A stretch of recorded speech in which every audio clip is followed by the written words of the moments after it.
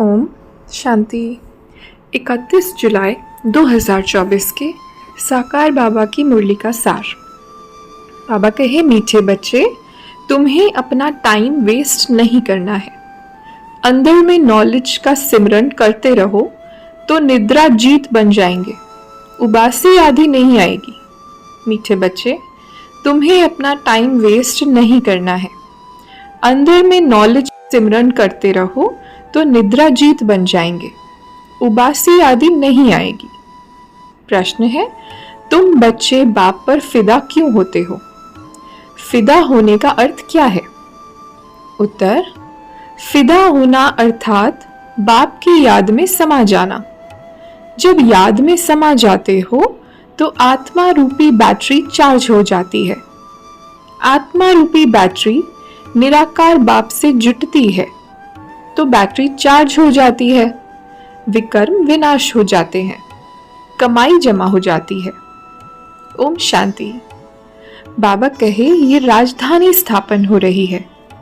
जैसे बाप शांति का, सुख का सागर है, बच्चों को भी ऐसा शांति का, सुख का सागर बना रहे हैं।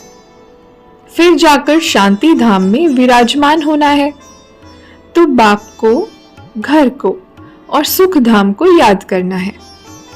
यहाँ तुम जितना जितना इस अवस्था में बैठते हो, तुम्हारे जन्म जन्मांतर के पाप भस्म होते हैं। इसको कहा जाता है योग अग्नि। बाप बच्चों को बार बार समझाते हैं, टाइम वेस्ट नहीं करना चाहिए। जन्म जन्मांतर के पापों का बोझा सिर पर है। इस जन्म के पापों आदि की तो स्मृति रहती है। सत्युग में ये बातें होती नहीं। यहाँ बच्चे जानते हैं जन्म जन्मांतर के पापों का बोझा है। नंबर 1 है काम विकार का विकर्म, जो जन्म जन्मांतर करते आए हो, और बाप की निंदा भी बहुत की है। बाप जो सर्व को सद्गति देते, उनकी कितनी निंदा की है, ये सब ध्यान में रखना है। अब जितना हो सके बाप को याद करने का पुरुषार्थ करना है। अभी बाप जीते जी मरना सिखला रहे हैं। परवाने क्षमा पर फिदा हो जाते हैं। कोई उस पर आशिक हो जल जाते हैं, फिदा हो जाते हैं। कोई फिर फेरी पहन चले जाते हैं। बाप को याद करने से तुम्हारी बैटरी चार्ज हो जाती है। अपना पोता मेल देखना है, किस बात में कमी है। मैं बरोबर प्रेम का सागर हूं। कोई ऐसी चलन तो नहीं हो है जिससे कोई नाराज होता हो।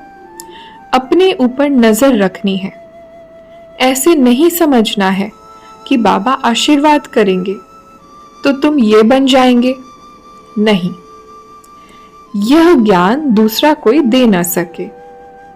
सत बाप, सत टीचर, सत गुरु एक ही है। यह भी पक्का निश्चय है तो तुम्हारी विजय है।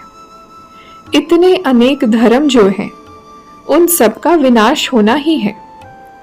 जब सत्युगी सूर्यवंशी घराना था तो और दूसरा कोई घराना नहीं था। फिर भी ऐसे ही होगा। सारा दिन ऐसे ऐसे अपने से बातें करते रहो। ज्ञान की पॉइंट्स अंदर टपकनी चाहिए, खुशी रहनी चाहिए। बाप में नॉलेज है, वह तुमको अभी मिल रही है, उसको धारण करना है। इसमें टाइम वेस्ट नहीं करना चाहिए। रात को भी टाइम मिलता है। देखते हैं आत्मा ऑर्गन से काम करते करते थक गई है तो फिर सो जाती है। जैसे रात को आत्मा थक जाती है तो शरीर से अलग हो जाती है, जिसको नींद कहा जाता है। सोता कौन है? आत्मा के साथ कर्म इंद्रियां भी सो जाती हैं। तो रात को सोते समय भी बाप को याद कर ऐसे ऐसे ख्यालात करते सो जाना चाहिए। हो सकता है पिछाड़ी में रात दिन तुम नींद को जीतने वाले बन जाओ। फिर याद में ही रहेंगे, बहुत खुशी रहेगी। 84 के चक्र को फिराते रहेंगे। उबासी या पिनकी यानी झुटका आदि नहीं आएगी। हे नींद को जीतने वाले बच्चों, कमाई में कभी भी नींद नहीं करना है। जब ज्ञान में मस्त हो जाएंगे तब तुम्हारी अवस्था वो रहेगी। यहाँ तुम थोड़ा टाइम बैठते हो तो कभी उबासी या झुटका नहीं आना चाहिए। और तरफ अटेंशन जाने से फिर उबासी आएगी। तुम बच्चों को ये भी ध्यान में रखना है कि हमको औरों को भी आप समान बनाना है। प्रजा तो चाहिए ना, नहीं तो राजा कैसे बनेंगे। धन दिए धन ना खुटे। दूसरों को समझाएंगे, दान देते रहेंगे तो कभी खुटेगा नहीं, नहीं तो जमा नहीं होगा। यहाँ बाप कहते हैं तुमको हम ये अविनाशी धन देता हूँ, तो तुम फिर औरों को देते रहो। इसमें मनहूस नहीं बनना है। बच्चों को अच्छी रीति समझकर और समझाना है, खुशी में भी रहना है। अभी हम सदैव के लिए बीमारियों से छूटकर 100% हेल्दी वेल्दी बनते हैं। बाकी थोड़ा समय है। भल कितने भी दुख मौत आदि होंगे, तुम उस समय बहुत खुशी में होंगे। तुम जानते हो मौत तो होना ही है। कल्प कल्प का ये खेल है। फिक्रात कोई नहीं होती। जो पक्के हैं वो कभी हाय हाय नहीं करेंगे। धारणा के लिए मुख्य सार। पहली पॉइंट, बाप से अविनाशी ज्ञान धन लेकर दूसरों को दान करना है। ज्ञान दान करने में मनहूस नहीं बनना है। ज्ञान की पॉइंट्स अंदर टपकती रहे। राजा बनने के लिए प्रजा जरूर बनानी है। दूसरी पॉइंट, अपना पोता मेल देखना है। मैं बाप समान प्रेम का सागर बना हूं, कभी किसी को नाराज तो नहीं करता हूं, अपनी चलन पर पूरी नजर है। आज का वरदान, ज्ञान के साथ गुणों को इमर्ज कर सर्व गुण संपन्न बनने वाले गुण मूर्त भव। ज्ञान के साथ गुणों को इमर्ज कर सर्व गुण संपन्न बनने वाले गुण मूर्त भव। विस्तार है, हर एक में ज्ञान बहुत है, लेकिन अब आवश्यकता है गुणों को इमर्ज करने की। इसलिए विशेष कर्म द्वारा गुणदाता बनो।